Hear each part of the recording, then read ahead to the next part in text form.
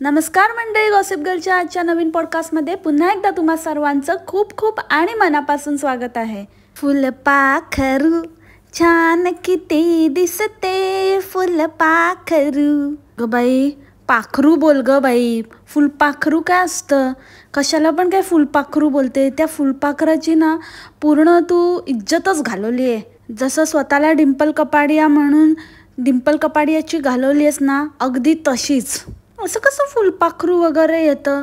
मी तर कधीच ऐकलं नाही बाबा असं काहीतरी फुलपाखरं वगैरे आली आहेत. आणि असं काय ती किती सामान भरते? आपण भरून भरून काय महिन्याभराचं फार फार तर 2 महिने टिकतील एवढं डाळी, धान्य, कडधान्य भरून ठेवतो. त्यापेक्षा जास्त नाही. आणि चांगल्या क्वालिटीचंच मिळत असेल ना. 1-2 महिन्यातच फुलपाखरं येतात म्हणजे कमाल आहे बुवा. ते लोएस्ट क्वालिटी पण तिथलं म्हणे चांगलं असतं, तर ही असलं कुठल्या क्वालिटीचं घेते की हिच्या धान्याला आणि हिच्या डाळींना फुलपाखरं लागतात. झाडावर फुलपाखरं येत नाहीत पण डाळींना येतात. वा रे वा. त्या दिवशी मोदक बनवले. मोदक बनवताना एवढं सांगत होती की मोदक बनवताना ना खूप वेळ लागतो, खूप वेळखाऊ काम आहे, इतकं सोपं नाही.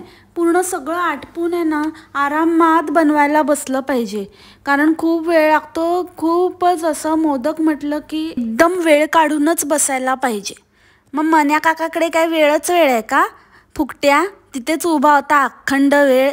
तिकडे त्या मुली पण मागे वळून वळून बोलत होत्या. त्याच्यावरून कळलं आम्हाला की तो तिथेच उभा होता आणि तुझ्यावर पण सारखा झूम इन झूम आउट करत होता. तर तुझ्या कॅमेऱ्यात तर टेक्नॉलॉजी एवढी तर नाही आहे की तो स्वतःहून झूम इन झूम आउट करतो. ऑफकोर्स मन्या काका तिथेच उभा होता. मग तुझ्या बाबा एवढं वेळेला महत्त्व आहे, तर त्याच्या वेळेला काहीच महत्त्व नाही. आणि जेव्हा ती शेंगदाण्याची आमटी बनवली कांद्याच्या पातवाली, तेव्हा तू म्हणालीस की मन्या बाहेरच बसलाय, मी त्याला विचारते काय बनवू, काहीतरी त्याच्या आवडीचं बनवते. आणि मग नंतर म्हणाली राहू दे, मी ना कांद्याची पात आहे तर मी तेच बनवते. मग कशाला त्याला विचारायला गेली? स्वतःच ठरवलं, स्वतःलाच जे करायचं आहे तेच करणार आहेस, तर कशाला त्याला विचारायचं नाटक करते? आणि घरात कोणी नसताना, मुली शाळेत गेलेल्या असताना, त्याची रूम असताना तो त्याच्या ऑफिस रूममध्ये किंवा त्याची जी काही प्रायव्हेट असं जागा आहे जिथे तो ऑफिस वर्क करतो, त्या एका डेस्कवर बसून का नाही काम करत? तो कशाला बाहेर तिकडे बसलेला असतो लिव्हिंग रूममध्ये की तू इथून इशारा केला की लगेच यायला? हां, लगेच असे इशारे करते त्याला. इशारे ते कंगणी मान्या अब तू आजा असं करते. मग तो येतो. ऑफकोर्स जसं तू काम करत असताना त्याचा बाहेरून आवाज येतो, तो कॉल वगैरे वर असतो, तर जेव्हा बोलत असतो तर ते आतमध्ये आपल्याला ऐकायला येतं. तर तेव्हा तू इथे जेव्हा व्हिडिओ बनवत असतेस आणि एवढ्या मोठमोठ्याने ओरडत असते, तर तुझा आवाज पण बाहेर जातच असेल की. ते त्याच्या मीटिंगमध्ये वगैरे लोकांना ऐकायला येतच असेल की मागून कोणतरी बोलतंय वगैरे. तर मी काय म्हणते, चला बाबा, कोणतरी ज्याची परिस्थिती नाही आहे, ज्याच्याकडे जागा नाही आहे, तिथल्या तिथेच ॲडजस्ट करायचं आहे, अशी व्यक्ती तिथे बसली समजू शकतो. पण तुमच्याकडे एवढ्या खोल्या आहेत, एवढं मोठं घर तुमचं, एवढ्या महागड्या शहरामध्ये, आमच्यासारखे आम्हीच, मग कशाला बाहेर बसता तुमच्यासारखे तुम्हीच? ह्यावेळेला आम्ही खूप आयटम केले ना आंब्याचे. काय काय केलं बरं? मँगो शिरा, कुल्फी, खूप एवढं सारं केलं. बापरे, खूपच. किती ना, 5 आंबे आणायचे आणि एकेका आंब्याचा एक आयटम बनवायचा आणि मग लोकांना सांगायचं आम्ही खूप खाल्लं, आम्ही खूप केलं, आम्ही हे केलं, आम्ही ते केलं. ती लस्सी पण, त्या लस्सीमध्ये स्वतःला बरोबर ते मँगोचे पीसेस टाकून घेतले दोघांनी. म्हणजे हे ना असले आईबाप मी पहिल्यांदाच बघितले असतील बाबा, जे मुलांना द्यायचं सोडून स्वतःलाच काहीतरी एक्स्ट्रा घेतात आणि मुलांना असं काहीतरी कटवतात. स्वतःला ते मँगो पीसेस घेतले आणि ते दोन्ही मुलींना नुसतंच आईस्क्रीम टाकून ती लस्सी दिली. आता कोण बोललं तर म्हणतील नाही त्यांना आवडत नाही, त्यांना असं नाही. बरं आहे बाबा, दोघींनाही आवडत नाही आणि तुम्हा दोघांना सगळंच आवडतं. खाण्याची पण मुलींना घाई असते ना. आता त्या दिवशी तूच बोललीस फेरीला कधी एकदा जेवण संपवते आणि मोदक खाते असं झालं, कारण तिच्या बाजूला बसून तू मोदक ठुसत होतीस. तिने खाल्ले पण नव्हते, त्याच्या आधीच तू खायला सुरू केलं होतं. पहिला एक तोंडात टाकला आणि तोंडाची तीच मचमच करून त्याचा रिव्ह्यू दिला की खूप छान झालं आहे, खूपच छान आहे मोदक, तुम्ही नक्की ट्राय करा. आता ही खाईल, आता ही वाटच बघते हिचं झालं की हिला पण खायचं आहे. तोपर्यंत मी अजून एक खाते आहे. ते बघूनच तिला टेन्शन आलं असेल, बापरे पटपट जेवते आणि खाते बाबा, नाहीतर ही बाई माझ्यासाठी काय ठेवेल की नाही डाऊट आहे, सगळा फडशा पाडेल.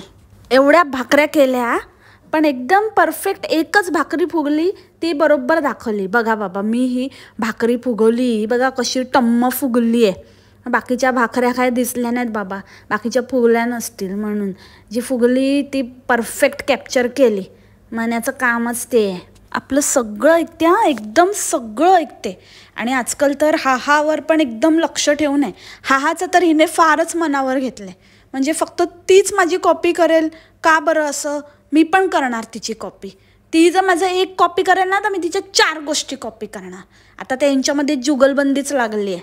थांबा, सांगते मी तुम्हाला नंतर. आधी सांगते की आपलं कसं ऐकून जाते ते बघा. आता आपण त्या दिवशी बोललो ते मेथीच्या भाजीचं, लगेच भाजी केली, अंगारिका स्पेशल मेथीची भाजी. आणि नंतर दुसऱ्या दिवशी परत ती शेंगदाण्याची आमटी आणि त्याच्यामध्ये काय ते कांद्याची पात टाकली. आम्हाला अशीच आवडते. काही लोक डाळ टाकून करतात, काही लोक मसूर डाळ घालतात, काही लोक मूग डाळ घालतात, पण मला अशीच आवडते. आमच्या घरात सगळ्यांना अशी आवडते. मला बिर्याणीमध्ये दही अजिबात आवडत नाही, मी दही टाकतच नाही, मला आवडतच नाही ते दही वगैरे. अरे सगळं काही स्वतःच्या मनानेच करते का, मला नाही आवडत, मला हे नाही आवडत, मला ते नाही आवडत. म्हणजे तुझ्या घरात जे काही बनतं ते तुझ्याच मनाप्रमाणे बनतं का, तुला जे आवडतं तेच बनतं का, बाकीच्यांची काय आवड निवड काय आहे की नाही. अजीब जबरदस्ती आहे. म्हणजे घरात ही जेवण बनवणारी एकच व्यक्ती आहे म्हटल्यावरती हीच असं बनवेल, हिला जे वाटेल हिच्या कन्व्हिनियन्सप्रमाणे, हिच्या आवडीनिवडीप्रमाणे सगळ्यांच्या आवडीनिवडी ही ठरवते. कोणाला काय आवडतं, कोणाला नाही आवडत. मला नाही आवडत ना, बास. कोणाला वेगळ्या पद्धतीची कांद्याची पात आवडत असेल नसेल त्याच्याशी माझं काही घेणं देणं नाही. मला नाही आवडत, मला शेंगदाण्याच्या आमटीतल्या भाज्या आवडतात, मी सगळ्या भाज्या उचलून शेंगदाण्याच्या आमटीत टाकणार. सगळ्यांना हेच आवडतं. No offence to that region people. असेल ती काहीतरी स्पेशालिटी असेल, ते चांगलं लागत असेल, मी मान्य करते. कधीतरी वेगळं म्हणून खायला ठीक आहे, पण सगळ्या भाज्या त्याच एका गोष्टीमध्ये, त्याच शेंगदाण्याच्या आमटीत झोकून द्यायच्या, याला काही अर्थ नाही. थोडं वेगवेगळे पण ट्राय केलं पाहिजे ना. आता आपल्याकडे आपण मालवणी मसाला पण वापरतो, घाटी मसाला पण वापरतो, काळा मसाला पण वापरतो, वेगवेगळ्या पद्धतीचं जेवण ट्राय करतो, कधी शेंगदाण्याचं कूट टाकून, कधी कांद्या खोबऱ्याचं वाटप टाकून, असं वेगवेगळं. म्हणजे थोडी चव पण बदलते, थोडे वेगवेगळे. मग त्यातल्या त्यात एखादी कुठली तरी पद्धत आपली फायनलाइज होते. पण असं नाही आपण करत ना की आठवड्यातनं 3दा सेम टाईपचंच जेवण बनवतो, काहीच फरक नाही. एकच एक आमटी बनवायची आणि त्याच्यामध्ये, म्हणजे आज तुम्ही दाल मेथी बनवली तर उद्या दाल पालक बनवला, असं केलं तर चालेल का, काय अर्थ आहे का त्या गोष्टीला. आणि ही फेरी पण त्या मावशीसारखी एगिटेरियन आहे.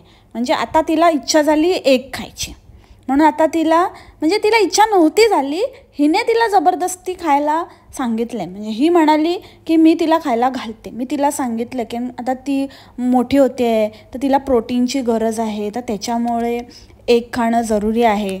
म्हणजे परत बघा, ह्यांचं काही धड नसतं. ह्यांच्या मनात आलं ना, मेरे मन में आया मैंने खाट खाया, असं आहे यांचं. म्हणजे आज इस पार तर उद्या उस पार. ही फक्त आणि फक्त आपल्या सासूची कॉपी करायला बघते. पण सासू बाबा तिचं काहीतरी एक सॉलिड रिझन होतं किंवा ती ठाम होती आपल्या मतावर, त्याच्यामुळे तिने आपल्या मुलाला प्युअर व्हेजिटेरियन बनवलं. असं नाही की कशामध्ये सूट दिली की बाबा हां तू एगिटेरियन हो, तू हे नको खाऊ पण हे खाऊ शकतो, असं नाही ना. जेव्हा आपण एखाद्या गोष्टीत ज्या थोडंसं पण लूप होल राहिलं ना की ते सगळंच खतम होऊन जातं. तर त्यापेक्षा काहीतरी एक फिक्स ठेवा, नाही तर अजिबातच नाही. तसं बघायला गेलं तर मग फिशमध्ये पण कॅल्शियम असतं. कॅल्शियम पण आपल्या शरीरासाठी जरुरी आहे. मग तुम्ही कॅल्शियम इंटेकसाठी फिश का नाही खात? तिला का नाही देत? तिला जरुरी आहे तिच्यासाठी. तिचे हाडं आता डेव्हलप होत आहेत, तिचे बोन मसल्स हे सगळं काही आता डेव्हलप होत आहे. तर त्याच्यासाठी आता खूप जरूरत आहे तिला योग्य प्रमाणात कॅल्शियमची. तर तिला मग फिश पण दिले पाहिजेत, चिकन पण दिलं पाहिजे. चिकनमधनं पण प्रोटीन येतं. आणि राहिला प्रश्न तिच्या इच्छेचा वगैरे, तर ते इच्छा आणि न म्हणजे अचानक कुठल्या तरी गोष्टीवरची वासना सुटायला किंवा इच्छा मरायला, she is too young for that. म्हणजे खूप लहान आहे ती, तिला या सगळ्या गोष्टी कळतच नाही आहेत. तिला एखादी गोष्ट आवडत नसेल तर तिला ती कम्प्लिटलीच आवडणार नाही.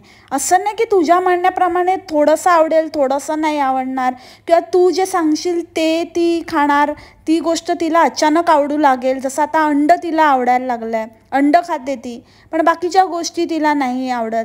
खरं सत्य हेच आहे की तू तिला देतच नाही. तिला तरी म्हणजे तुझ्या ते डोक्यामध्ये काय आहे, समवॉट तुझ्या डोक्यात ते आहे की एक मुलगी माझ्यासारखी असावी आणि एक वडिलांसारखी असावी. तर वडिलांसारखी असण्यासाठी तू त्या फेरीला चूज केलेस आणि म्हणून हे तिच्यावर सगळे अत्याचार करत आहेस तू. आता मी सगळ्यात मोठा खुलासा करत आहे. कान देऊन ऐका मंडळी, एकदम अपने कानों के पर्दे खोल लीजिए. ह्या बाईने ज्या दिवशी अंडा बिर्याणी बनवली त्या दिवशी गुरुवार होता, 27 जून गुरुवार, ज्या दिवशी इंडिया आणि इंग्लंडची T20 वर्ल्ड कपची सेमीफायनल मॅच होती. आणि ही बाई स्वतः स्पष्ट बोलली की मला पटापट जेवण बनवून घ्यायचं आहे, कारण आज इंडिया आणि इंग्लंडची सेमीफायनल आहे, आता सुरू होईल, पावसामुळे डिले झाली आहे. ही बाई, जी बाई स्वामी समर्थांचं इतकं करते, मी श्री स्वामी समर्थ आणि स्वामी समर्थांचं सगळं काही मांडलं आहे आणि खूप काही करते आणि एकदम मी परम भक्त आहे, हे आहे त्या आहे सगळं दाखवते. ह्या बाईने अंडा बिर्याणी खाल्ली. आता बोलू नकोस बोंबले, ही कॉमेंट पण तुला आलेली, ती कॉमेंट तू डिलीट केली आहेस.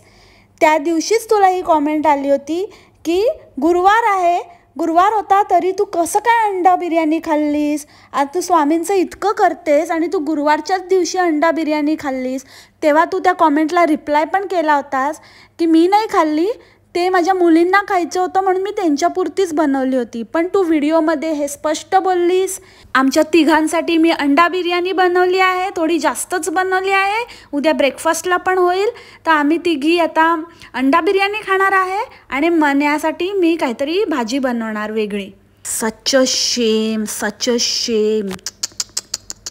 शी शी शी शी शी शी शी. अरे यार, शर्म करो, भगवान से डरो. नाही होत तर करू नये मग, आणि जर करतोय ना तर पूर्ण मनापासून करावं. आणि चला ठीक आहे, जर तुम्हाला असं वाटतं की ह्याच्याने काही होत नाही, हे चालतं, तर मग तसं सांगा ना. उगाचच खोटे नाटे गोष्टी करून उलट सुलट फिरवून हे सत्य कधी ना कधीतरी बाहेर येतच.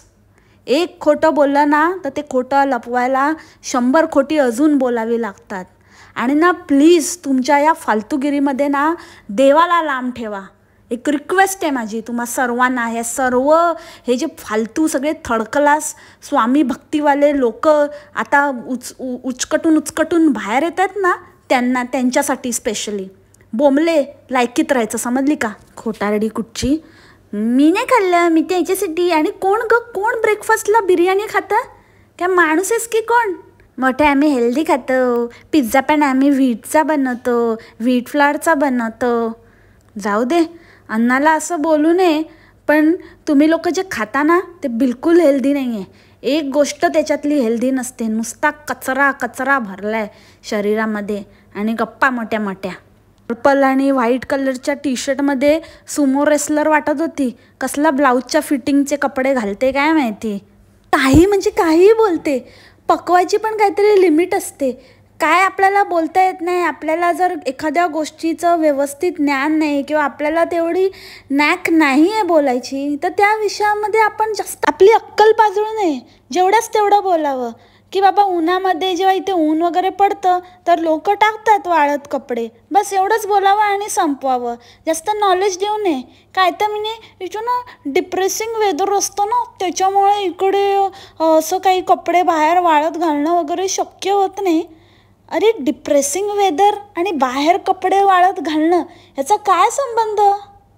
डिप्रेस सोल आहेस तू, तुला बघून आहे ना कोणाला तरी डिप्रेशन येईल. तू जिथे जाते ना तिकडे तिकडचं वेदर डिप्रेसिंग होऊन जातं.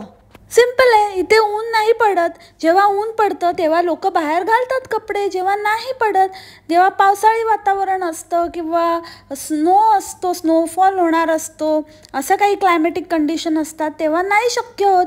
इतकं सिम्पल आहे ते. त्याच्याशी डिप्रेसिंग वेदरचा आणि कपडे वाळत घालण्याचा काही संबंध नाही आहे.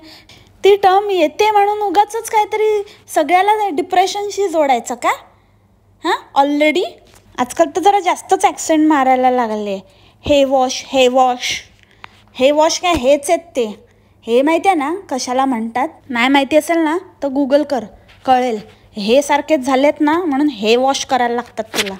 त्या फेरीने पण काहीतरी बनवलं होतं क्लेचं, तिला पण एकदम ॲक्सेंटमध्ये, what is this? Wow, so nice, very nice, very nice, good good, keep it up फेरी. कशाला एवढं नॉर्मल बोल ना.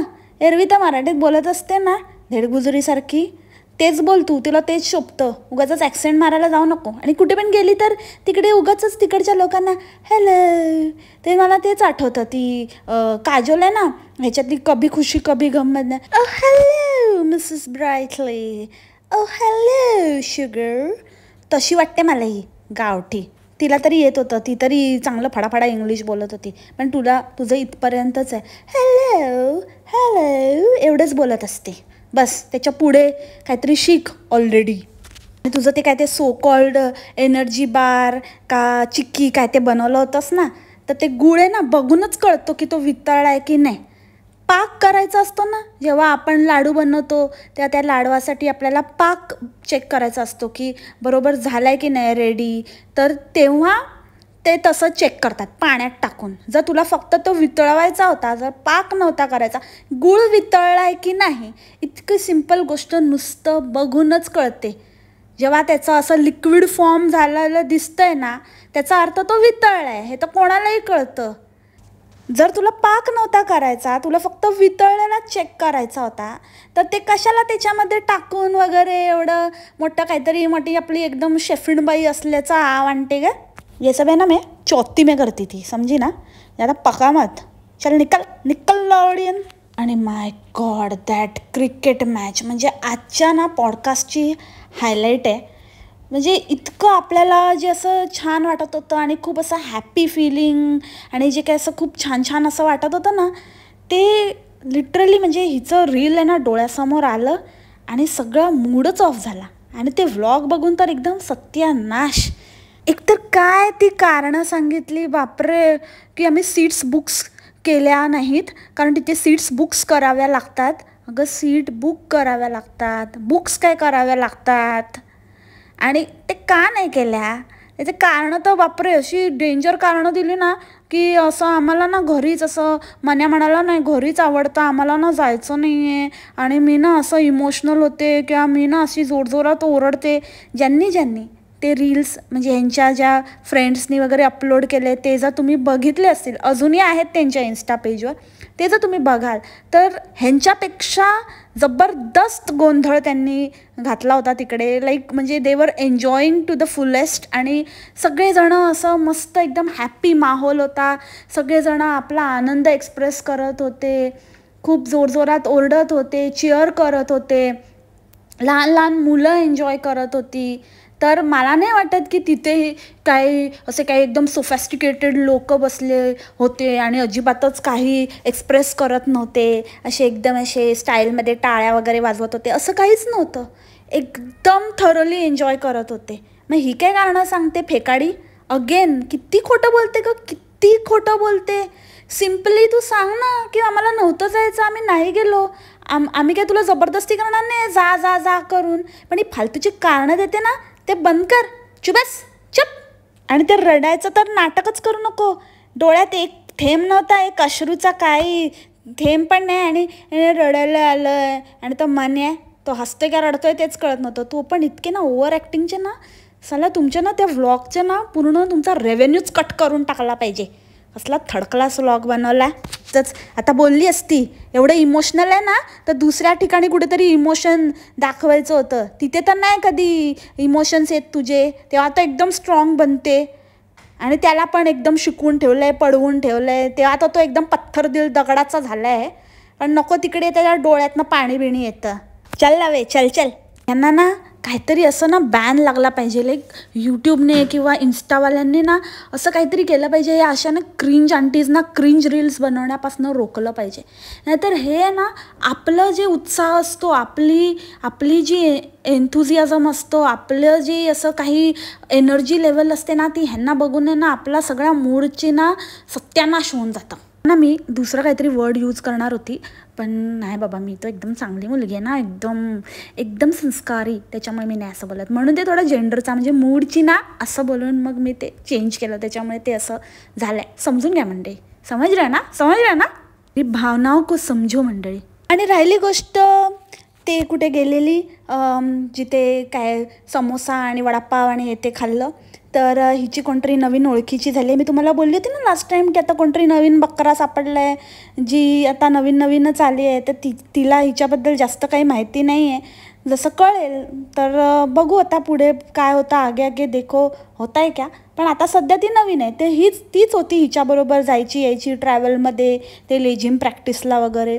तर ती व्यक्ती आहे ना, तिने तिथे स्टॉल लावलेला. तिने पण इन्स्टाला हे आधीच सांगितलं होतं की we are here and please visit our stall वगैरे ते तिने टाकलं होतं.